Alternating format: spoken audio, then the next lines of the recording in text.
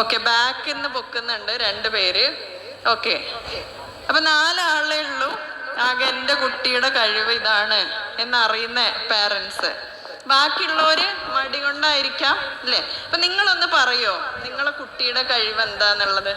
Just ഒന്ന് പറയൂ, കാരണം അതിനനുസരിച്ചിട്ട് നമുക്ക് പ്ലാൻ ചെയ്യാം. അസ്സലാമു അലൈക്കും. വലൈക്കും സ്ലാം. എനിക്ക് 3 കുട്ടികളുണ്ട്, 2 ആൺകുട്ടികളും 1 മോളും. മാഷാ അല്ലാഹ്, ആദ്യം അവരെ കഴിവ് ഞാൻ പറയല്, they are wonderful human beings. Okay, അൽഹംദുലില്ലാ, മാഷാ അല്ലാഹ്, നല്ല കുട്ടികളാണ്. സ്നേഹമല്ല, നല്ല അടക്കം ഒതുക്കല്ല, നല്ല മക്കളാണ്. അത് ഭയങ്കര അതൊരു ബിഗസ്റ്റ് ബ്ലെസ്സിങ് ആണ്. പേരൻസ് മറന്നു പോകുന്നതാണ്. അതെ. എൻ്റെ മൂത്ത മകൻ ഹീസ് എ മെക്കാനിക്കൽ എൻജിനീയർ. അവന് ദുബായിൽ വർക്ക് ചെയ്യുന്ന സമയത്ത് അവൻ തന്നെ സ്പേസ് എൻജിനീയറിങ് പോകണമെന്ന് പറഞ്ഞ് അവൻ ദുബായിൽ ജോലിയെടുത്ത് അവൻ സാലറി സേവ് ചെയ്ത് അവൻ ഒറ്റയ്ക്ക് ജർമ്മനി പോയിട്ട് 2 വർഷം ഒറ്റയ്ക്ക് പഠിച്ച് ഇന്ന് സ്പേസ് എൻജിനീയർ വിത്ത് എയർബസ്. അൽഹംദുലില്ലാ. ഓക്കെ, നല്ലൊരു കയ്യടി കൊടുക്കൂ. നെക്സ്റ്റ് മകന് കുക്കിംഗ് ഭയങ്കര ഇഷ്ടമാണ്. ഓക്കെ, നിങ്ങൾക്കറിയാലോ ഞങ്ങളെ കുട്ടിച്ചിറ ഭക്ഷണം. അവൻ ചെറുപ്പം മുതലേ ഭയങ്കര കുരുത്തം കെട്ടതാ, ഭയങ്കര കുരുത്തം. ഫുട്ബോൾ കളിയും ഭക്ഷണം കഴിക്കലും. അപ്പം അടുക്കളയിലായിരുന്നു അവൻ്റെ കുരുത്തക്കേട് ഇതാക്കാൻ ഞാൻ അടുക്കളയിൽ കയറ്റി. കുക്കിംഗ് ഭയങ്കര ഇഷ്ടമാണ്. പരീക്ഷൻ്റെ സമയമാകുമ്പോൾ നൂഡിൽസ് ഉണ്ടാക്കലും ചപ്പാത്തി ഉണ്ടാക്കലും അത്രയും പഠിക്കണ്ട. ഇന്ന് മാഷാ അല്ലാഹ്, he's in Amsterdam. He has his own restaurant. He's a chef. അപ്പം അവൻ്റെ ആ കഴിവ് പഠിച്ചിട്ട് ഈസ് ഡൺ MBA എന്നോൾ. പക്ഷേ ഇപ്പം ഫുഡിൻ്റെ സ്നേഹത്തിനെ കൊണ്ട് is doing running his own restaurant. Very good, very good. Next മകള് മാഷാ അല്ലാഹ്, she is always in to management. അപ്പം മോള് UK മോള് പഠിച്ചു കഴിഞ്ഞിട്ട് അവൾ തന്നെ സ്വന്തം ഒരു ജോലി കണ്ടുപിടിച്ച് അവൾ വർക്ക് ചെയ്യുന്നത്. പക്ഷെ മോസ്റ്റ് ഇമ്പോർട്ടൻറ്റ് എനിക്ക് സന്തോഷമുള്ളത് they all are independent good children. മാഷാ അല്ലാഹ്, എന്ത് പ്രൊഫഷൻ ആണെങ്കിലും they are standing on their on feet. സ്നേഹമുള്ള മക്കളാണ്. That is the most important. Yes. അപ്പോൾ ഇത് നിങ്ങളെ പേര്? നിഷാം. നിഷാം. ഓക്കെ, എനിക്ക് നിങ്ങളെ പേഴ്സണലി അറിയൂല, പക്ഷെ നിഷാമിത്തെ പറഞ്ഞ പോലെ എനിക്ക് ഇപ്പൊ ഇതിൽ നിന്ന് നിങ്ങൾക്ക് എന്താ കിട്ടിയത്? ഞാൻ നിങ്ങളിൽ നിന്ന് തന്നെ ഒരു എക്സാമ്പിൾ എടുത്തത് എന്താന്ന് വെച്ചാല്, ഇതാണ് നിങ്ങളൊരു മാതൃകയാക്കേണ്ടത്. കാരണം എന്താന്ന് വെച്ചാൽ മാം പറഞ്ഞ 2 കാര്യം. ഒന്ന്, ഏറ്റവും നല്ലൊരു ഹ്യൂമൻ ബീയിങ് ആണ് അല്ലേ? നമ്മളെപ്പോഴും പ്രൗഡ് ആവുക, ഏറ്റവും നല്ലൊരു മനുഷ്യനാണ്, സന്തോഷമുള്ള ഒരാളാണ്. അതാണ് ഏറ്റവും വലിയ ഇമ്പോർട്ടൻറ്റ്. രണ്ടാമത്തത് ഇൻഡിപെൻഡൻ്റ് ആണ് അല്ലേ? അപ്പം ഇതാണ് 2ാമത്തെ പോയിന്റ്. നിങ്ങളെ കുട്ടികൾ എത്രത്തോളം സ്വയം പര്യാപ്തത നേടിയിട്ടുണ്ട് എന്നുള്ളത്. സ്വയം പര്യാപ്തത എന്ന് പറഞ്ഞാൽ കുറച്ച് ഏജ് കഴിഞ്ഞാൽ അവരുടെ ടൈം മാനേജ് ചെയ്യാൻ, അവരുടെ ഫിനാൻസ് മാനേജ് ചെയ്യാൻ, അവരുടെ ഡിസിപ്ലിൻ മാനേജ് ചെയ്യാൻ, ഇത് 3 കാര്യങ്ങളും, ഇമോഷണൽ കൺട്രോൾ, അതായത് മാനസിക പിരിമുറുക്കങ്ങൾ കൺട്രോൾ ചെയ്യാൻ, ഇത് 4 കാര്യങ്ങളും നിങ്ങൾ ശ്രദ്ധിക്കണം. ഇതിൽ എന്തെങ്കിലും ബുദ്ധിമുട്ടുണ്ടെങ്കിൽ തീർച്ചയായിട്ടും ഒന്നെങ്കിൽ പാരൻസ് ഇരുന്നിട്ട് കമ്മ്യൂണിക്കേറ്റ് ചെയ്യുക, ഇല്ലെങ്കിൽ നിങ്ങൾ ഒരു ഡോക്ടറുടെ സഹായം തേടുന്നെ വേണം. കാരണം ഒരു നോർമൽ കുട്ടീൻ്റെ അടുത്ത് നിന്ന് നമ്മൾ പ്രതീക്ഷിക്കേണ്ട കാര്യങ്ങളാണ് ഈ 4 പല സാഹചര്യങ്ങൾ കൊണ്ടായിരിക്കാം, ഒന്നുമില്ലെങ്കിൽ നമ്മൾ കെയർ ചെയ്യാതുകൊണ്ടായിരിക്കാം. അപ്പൊ ഈ 4 കാര്യങ്ങൾ നിങ്ങൾ നോട്ട് ചെയ്യുക. 5ാമത്തെ ഏറ്റവും ഇമ്പോർട്ടൻറ്റ് കാര്യം നിശാന്ത പറഞ്ഞേ തന്നെ ഞാൻ എടുക്കുകയാണ്. അവരെ മാം പറഞ്ഞ ഒരു കാര്യം എനിക്ക് ഏറ്റവും ഇഷ്ടപ്പെട്ടു. കുരുത്തക്കേടുള്ള സമയത്ത്, അതുപോലെ ഈ ഫുട്ബോൾ കളിച്ച് ശ്രദ്ധിക്കാതെ അശ്രദ്ധയുള്ള സമയത്ത് കുട്ടിയുടെ ഇഷ്ടം മനസ്സിലാക്കിയപ്പോൾ, അതായത് ഫുഡ് ഇഷ്ടമാണ് അല്ലേ? അപ്പൊ എന്ത് ചെയ്തു? ഫുഡിലേക്ക് കണക്ട് ചെയ്തു. അതാണ് നമ്മൾ ചെയ്യേണ്ടത്. What ever children are interested, അല്ലെങ്കിൽ എന്താണ് കുട്ടിക്ക് സന്തോഷം വരുന്നത്, അങ്ങനെ ഒരു കാര്യത്തിലേക്ക് കുട്ടികളെ ഫോക്കസ് മാറ്റുക. അത് എന്തും ആവട്ടെ. നിങ്ങളിപ്പം ചില ആൾക്കാരൊന്നും കുക്കിങ്ങിന് സമ്മതിക്കൂല, കാരണം എന്താ വെച്ചാൽ കേട് വരുത്തും, കിച്ചൺ കേട് വരും. അങ്ങനെ ഒരു പേടി ഉണ്ടെങ്കിൽ നിങ്ങളെ കുട്ടി ഒരിക്കലും ഷെഫ് ആവില്ലായിരുന്നു. അതുപോലെ തന്നെ റിസ്ക് എടുത്തിട്ട് സ്പേസ് എഞ്ചിനീയർ ആയി അല്ലേ? മോളിയും തന്നെ നിങ്ങൾ ഇന്നത്തെ ഒരു തലമുറ ആയ കുട്ടികളെ ഇങ്ങനെ നമ്മൾ ആ രീതിയിൽ വിട്ടാലേ തന്നെ ഉള്ളൂ കുട്ടികൾ നല്ല രീതിയിൽ എത്തുക. ബട്ട് മദർ ഇസ് ഹാപ്പി അല്ലേ? അപ്പൊ ഇതാണ് വേണ്ടത്. അപ്പൊ നമ്മൾ നല്ലൊരു അറ്റ്മോസ്ഫിയർ ഉണ്ടാക്കുക. എന്തൊരു സാഹചര്യം വന്നാലും അവരെ നേരിടാൻ ഏറ്റവും വേണ്ടത് അവർക്ക് ഇഷ്ടമുള്ള എന്താന്ന് കണ്ടെത്തുക. ഞാൻ പറഞ്ഞല്ലോ, ഞാൻ 10 കൊല്ലം വീട്ടിലിരുന്നപ്പം എനിക്ക് ഒരുപാട് ഫ്രസ്ട്രേഷൻ ഉണ്ടായിട്ടുണ്ടാവും. പക്ഷെ ഞാൻ പല സ്കില്ലിലേക്കും ഫോക്കസ് ചെയ്തപ്പോൾ എനിക്ക് ആ ഫ്രസ്ട്രേഷൻ തന്നെ ഇല്ലാതായി. അപ്പം അതാണ് നമുക്ക് തന്നെ സ്വയം, അല്ലെങ്കിൽ നമ്മളെ പേരൻസ്, അല്ലെങ്കിൽ നമ്മളെ കുട്ടികൾക്ക്, നമ്മളൊപ്പമുള്ള സിബ്ലിങ്സിന് എല്ലാവർക്കും നമ്മളുടെ പെയിന് മനസ്സിലാവും. പക്ഷെ അത് മനസ്സിലാക്കൽ ഏറ്റവും ഇമ്പോർട്ടൻറ്റ് പാരൻസ് തന്നെയാണ്. അപ്പോൾ കുട്ടികൾക്ക് വീട്ടിൽ അങ്ങനെ ഒരു സാഹചര്യം ഉണ്ടാക്കി കൊടുക്കുക എന്നുള്ളതാണ് ഫസ്റ്റ് തിങ് നമ്മൾ ചെയ്യേണ്ടത് ആസ് എ പാരൻറ്റ്.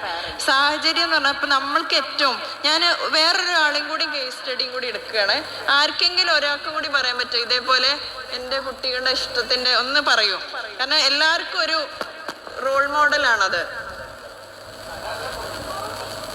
വേറെ ആർക്കെങ്കിലും ഇതിൽ നിന്ന് എൻ്റെ കുട്ടീനെ കുറിച്ച് എനിക്കറിയാം, ഇന്ന കാര്യങ്ങളാണ് എന്നുള്ളത് സിമ്പിൾ കാര്യമായിക്കോട്ടെ, പക്ഷെ അത് ബാക്കിയുള്ളവർക്ക് അതൊരു മോട്ടിവേഷൻ ആയി കഴിഞ്ഞാൽ അതാണല്ലോ നമുക്ക് ഏറ്റവും വേണ്ടത്.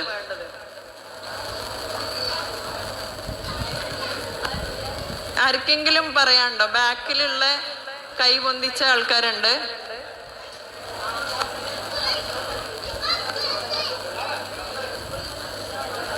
സർ പറയൂ പറഞ്ഞോളൂ.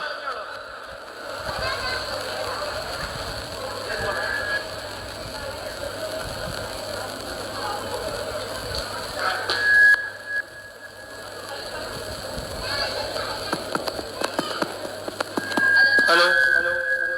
ഓക്കെ. അസ്സലാമു അലൈക്കും. എൻ്റെ പേര് നിസ്താർ. എനിക്ക് 2 ആൺമക്കളും പിന്നെ ഒരു മോളുമാണ്. ആൺമക്കള് 2 പേരും അൽഹംദുലില്ലാ ഫുട്ബോൾ നല്ല കളിക്കും. അവരെ ചെറുപ്പത്തിലെ അക്കാഡമിയിലൊക്കെ ഇട്ടിട്ടുണ്ടായിരുന്നു. പക്ഷെ അതോടൊപ്പം തന്നെ അവർക്ക് അറിയാം എന്ത് ചെയ്യണം എന്നുള്ളതും എന്താണ് അവരുടെ ഫ്യൂച്ചറിലുള്ളത്. അപ്പം ആ ഒരു കണ്ടീഷൻ വെച്ചിട്ട് ഇപ്പം എക്സാമിൻ്റെ തലേന്നായാലും തെക്കേപ്പുറം ഫുട്ബോൾ ടൂർണമെൻ്റ് ഉണ്ടായിരുന്നു. He came and played, then he came back, gone back and wrote the exam.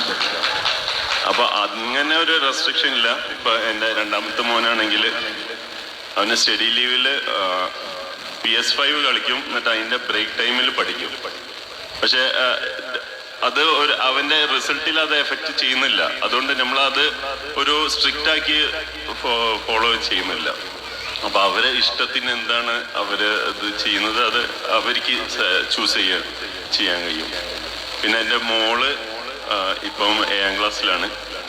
അവൾക്ക് കുക്കിംഗ് ആണ് ഇഷ്ടം എന്ന് ഇപ്പം പറയുന്നുണ്ട്. അതിൻ്റെ മുമ്പ് ബാഡ്മിൻ്റൺ ഇപ്പം കളിക്കുന്നുണ്ട്.